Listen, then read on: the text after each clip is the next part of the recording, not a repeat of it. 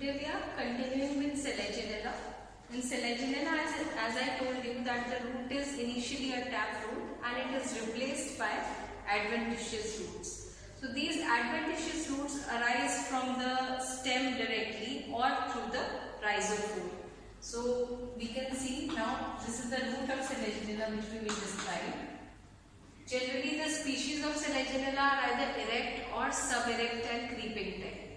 So in the erect species, where the stem branches dichotomously, now there is dichotomous branching of the stem, and at the end of the stem, the adventitious roots arise. The other process may be that if lateral branching is there in the stem, and then there is a rhizophore-like structure, at the end of the rhizophore, the roots initiate. Now the roots are the portions of the root which, when we study the diagram, the transverse section of a root, what we will find is, first of all, there will be an epidermis. The epidermis is surrounded by an outer layer of cuticle, and because the epidermis has got root hairs,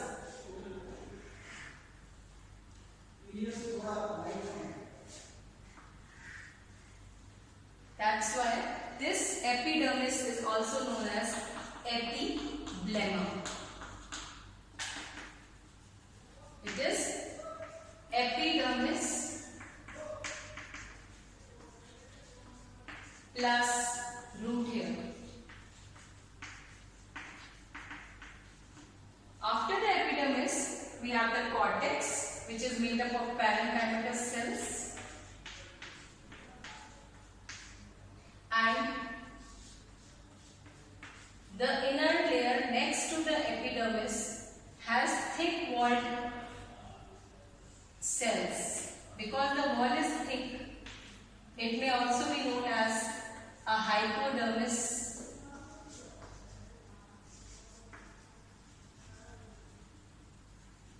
followed by other parenchymatous cells inside.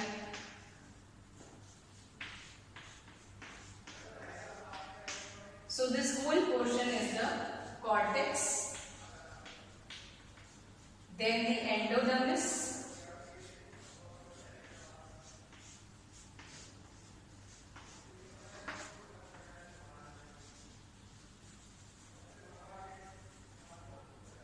inner to the endodermis is the pericycle,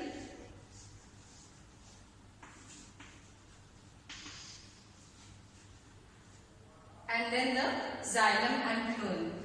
So the root consists of either a monarch,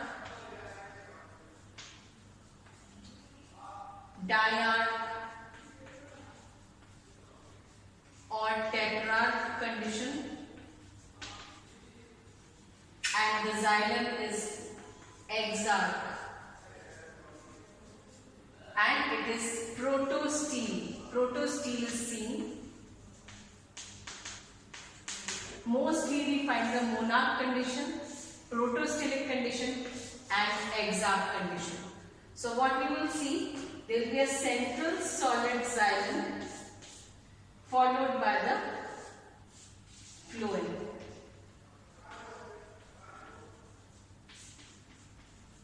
And because the condition is exarch, so what we mean to say that the internal innermost xylem is metaxylem. This is metaxylem, and we have protoxylem towards the outside. Protoxylem towards the outside all around. So that's why it is known as exarch. Exarch means that the central xylem is metaxylem and it is surrounded by smaller sized xylem elements which are protoxylem, and a single bundle is seen where of this xylem, that's why generally it is monarch. So this condition is seen in the PS of the root. Now the other structure which we next will study about, the internal anatomical structure, will be the rhizophore. Now what is rhizophore? As I told you yesterday, it is an organ of sui generis, that is, its origin is debatable. Why? Because some scientists have said that the rhizophore is a root-like structure, some say that it is a stem-like structure. The reason for being known as a root-like structure is that it is positively geotrophic.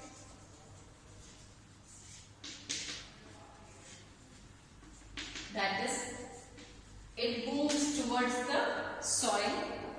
Secondly, it is colorless. Then why is it known as a stem-like structure? Because root hairs are absent.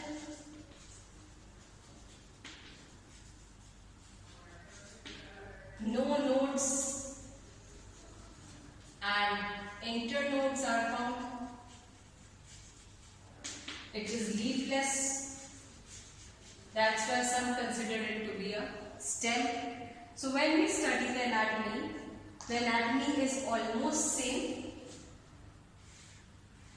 The only difference being that root hairs are not seen. A thick layer of cuticle is present outside the epidermis. This is cuticle. And because there is no root hair, so it is not known as epiblema, it is known as epidermis. Then the outermost layer of the cortex may be thick-walled or it may be thin-walled. Then parenchymatous cortex is present, then an endodermis is present, then pericycle, and the phloem and xylem is also present. One thing I would like to add, the roots are endogenous in origin. I have to add this in the roots. The point should be added in the roots. So this is the internal structure of the root and the rhizophore. Now we come to the structure of the stem.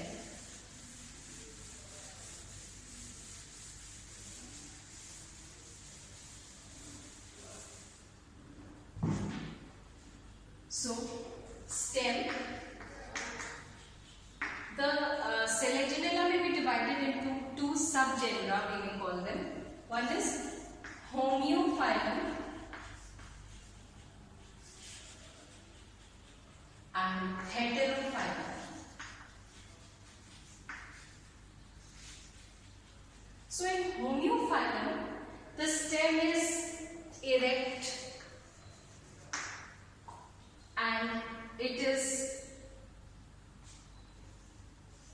generally dichotomously branched. Dichotomously branched means here is the stem, it is going to branch into two, again it is going to branch into two, again it is going to branch into two, then it is again going to branch into two, then again into two, and wherever dichotomous branching is there, generally it is at right angles to each other. So wherever there is a point of dichotomy, the roots arise from that portion. Okay? And all the leaves, the 4 rows of leaves are similar and they are arranged in whorls on stem. 4 rows of leaves. And all leaves are similar in shape and size.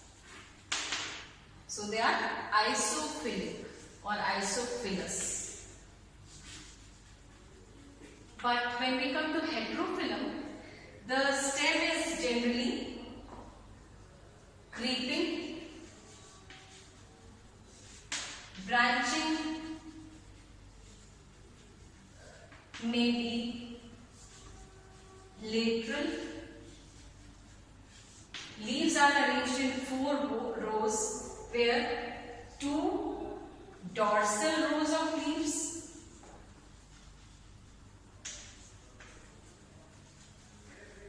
two ventral rows of leaves.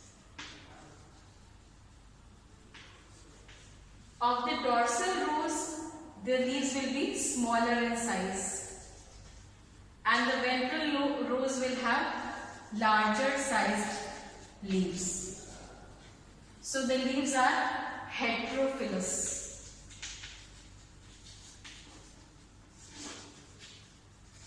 Okay, so now we'll go to the internal structure or the anatomy of the stem.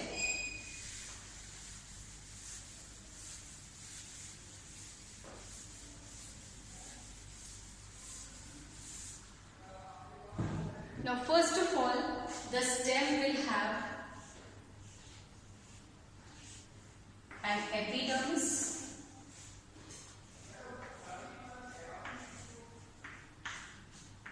made up of barrel-shaped cells, and a thick cuticle layer will be present outside.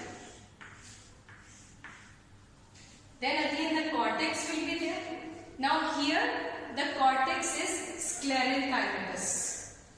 So in many species it is sclerenchymatous. So it will have thick walls.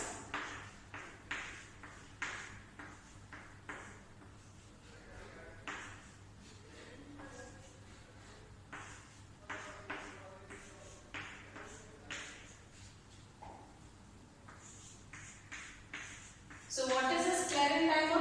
Basically it is a parenchyma which is toughened and thick walled. Parenchyma is living, sclerenchymatous is generally lignified. So in some species, like the xerophytic species of Selaginella, like xerophytic species are, for example, Selaginella rupestris. In Selaginella rupestris, after the epidermis, here is the epidermis, cuticle, cortex. In the cortex, the outermost region, which is sclerenchymatous, may be known as hypodermis. So in Selaginella rupestris, for example, because it is a xerophytic plant, so the outermost layer of cortex is made up of sclerenchyma. But in other species of Selaginella, which are not xerophytic and which grow in damp and moist places, this hypodermis is not thickened, is not sclerenchymatous. Instead, it is parenchymatous. The internal layers are again thin-walled and parenchymatous in nature, without any intercellular spaces.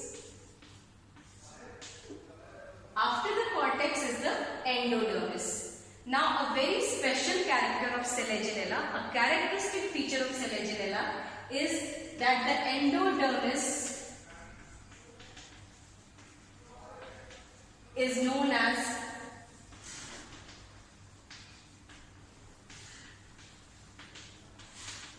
trabeculated endodermis. Why?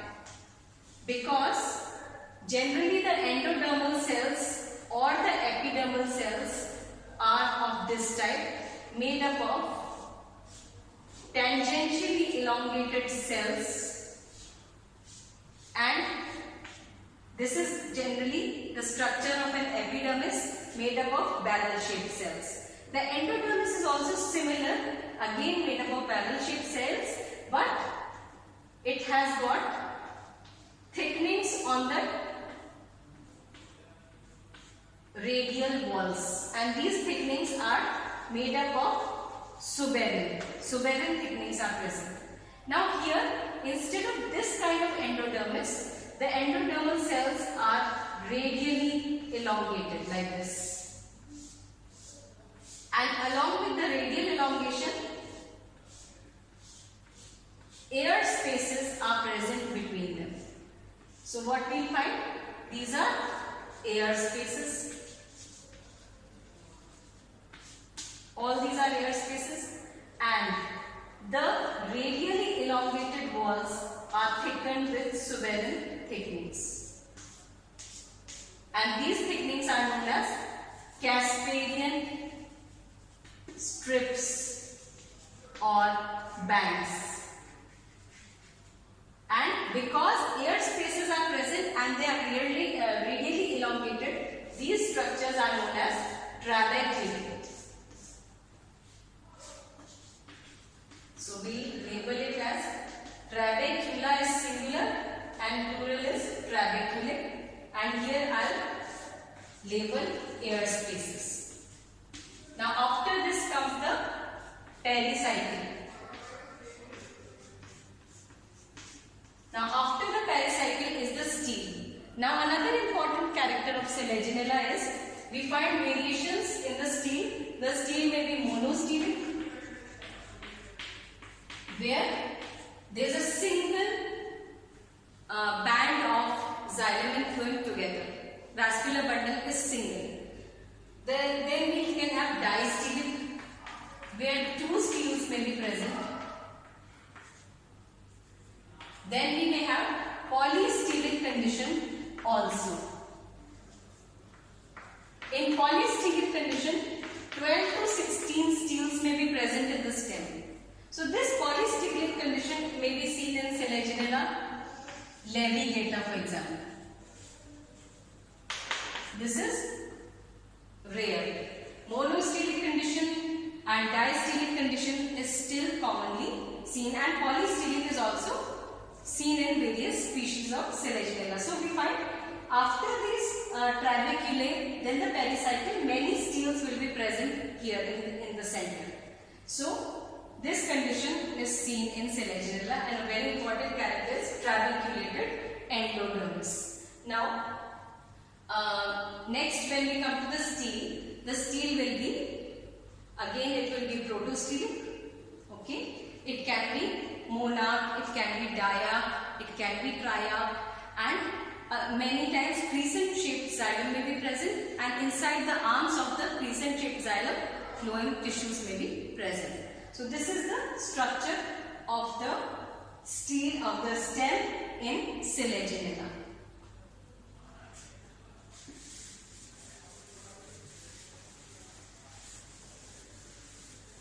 In the leaves, we had already studied. I think in the last class I explained to you that the leaf in Selaginella is ligulated. A small point which we can add here, that the ligule, this is a bulb-shaped glossopodium on foot, and followed by the ligule which may be unicellular, and in the axil of which the leaf may be present. So this is basically the structure in the leaf. Next we will come to the reproductive structures, which we will continue in the next class.